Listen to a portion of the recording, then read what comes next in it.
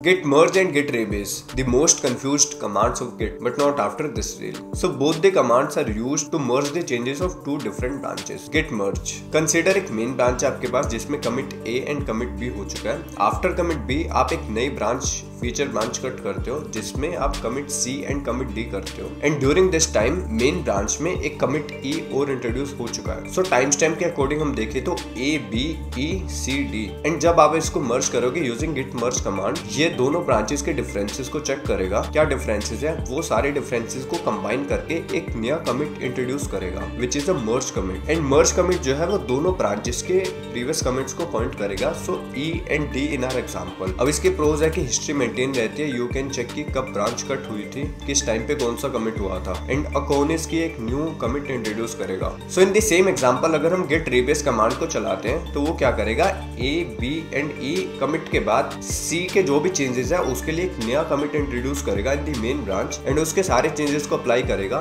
For example C1 एक new commit बनेगा and वो D कमिट के सारे चेंजेस को डिटेक्ट करके एक न्यू कमिट इंट्रोड्यूस करेगा. For example D1. So the history of main branch will look something like A B E C1 and D1. इससे हमारी हिस्ट्री लीनियर रहेगी एंड गेट रीबेस के बाद कोई भी नया कमिट इंट्रोड्यूस नहीं होगा. हमारे पास पहले भी 5 कमिट थे, अभी भी 5 ही कमिट है. गेट रीबेस के बाद इट विल लुक लाइक कि C1 एंड D1 कमिट जो है वो E के बाद कमिट हुए हैं बट टाइम स्टैम्प के अकॉर्डिंग वो E कमिट से पहले कमिट हुए थे बट गिट ने उसके कॉरेस्पॉन्डिंग न्यू कमिट्स इंट्रोड्यूस कर दिए. तो मेंटेन द लीनियर हिस्ट्री. अगर आपको हिस्ट्री पूरी मेंटेन रखनी है तो then you should go with the git merge command. Please hit the follow button for more such content and don't forget to share it with your friends who don't know about this. Thank you.